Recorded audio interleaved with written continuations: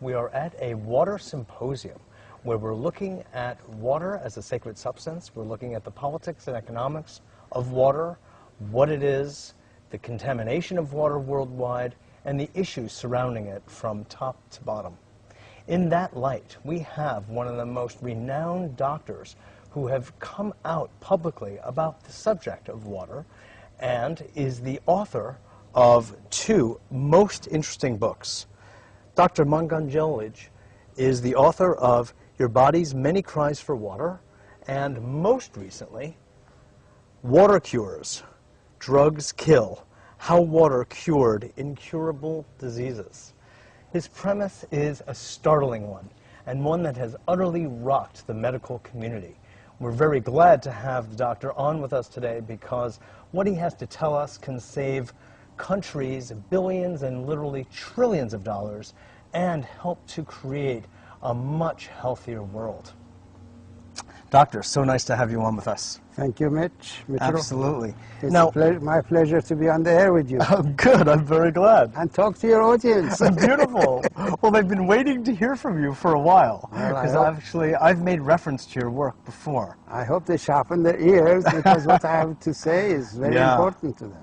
Now, what is the basis of your initial inquiry into this? Well, about 22 years ago, I gave 2 glasses of water to a person who was labeled with a disease called peptic ulcer disease, and he was under excruciating pain. 2 persons carried him to me, and I had nothing to give him at that moment of the evening.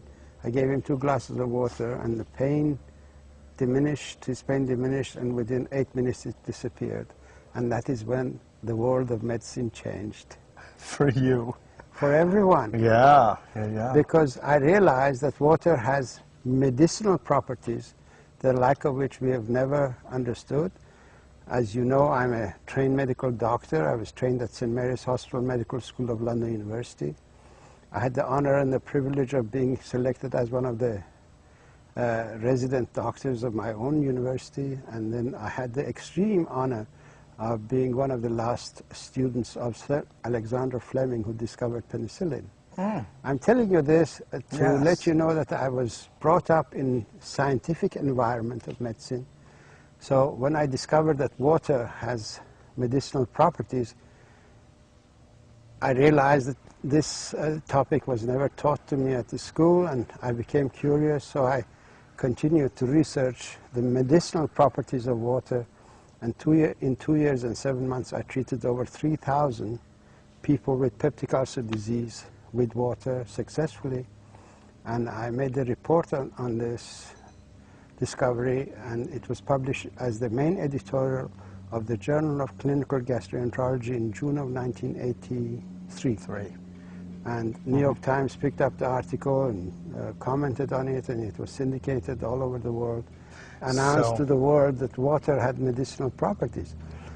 I was hoping that someone would pick up and take off from there in the scientific medical community, and I was surprised when I discovered that nothing was happening.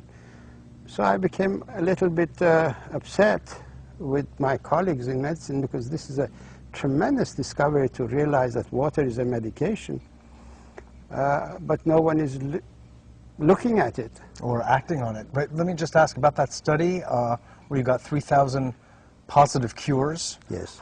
How many were the number of people in the study? Oh, there were lots of people. 3,000 cures was every single one who tried the water got cured. Oh, so 3,000 of 3,000 got the cure? Yes, oh, absolutely. Okay. This is the important thing. Sure. Because then I came away with the understanding that these people were just thirsty. I was quenching their thirst. And we in medicine had labeled thirst as a disease. So this was the challenge before me. Oh, thirst is considered a disease? Well, in modern medicine, yes. That's what they are doing. They're treating all these so-called diseases of dehydration with medication. That is why we have the sick care system. That is why we have a so-called sick care system that is costing this nation, American people, $1.7 trillion every year, and it's rising to 12% every year. Well, Because we in medicine never understood water, never realized that water is important, and we've always thought that it's a solid matter that dissolves in the water in the body that's important. so you helped to change the paradigm from thinking about the solid or solutes to the solvent. That is The correct. liquid. That's in 1987. I presented the guest lecture of a cancer conference under the title of Pain and Need for Paradigm Change. Explained that the diseases of the human body occur when the body becomes dehydrated. That dehydration is the origin of pain and disease in the human body, including cancer. And this shocked the scientific community. Yes. It really shocked them to total silence at the conference. But one by one afterwards they came and thanked me for this information, because I had explained to them it's not this one item, one particle or another particle that causes the disease. In my approach, it's a system upheaval. A system, when a system is not functioning, it's that system that produces symptoms of dehydration that we've assumed to be disease conditions. So basically what you're saying, doctor, is that virtually all, if not all, diseases are really caused by systemic dehydration. All diseases are either states of dehydration, complications of dehydration, or consequences of dehydration. God almighty. And water is a nutrient. It is the deficiency of this nutrient in the body that causes the health problems. Depending on where this nutrient is missing in the physiological arena of the body, that area begins to manifest the symptoms of that deficiency. And we have labeled these symptoms of deficiency as diseases. The human body manifests dehydration in 4 different ways. Perceptive feelings. When you're tired, you haven't done a good day's work, it means that you're short of water, because water is the main source of energy to all living things. It is water that energizes all physiological functions. When you break down meat, a chunk of meat, unless water is there to break it down, that meat is absolutely useless. It has absolutely no energy for your body.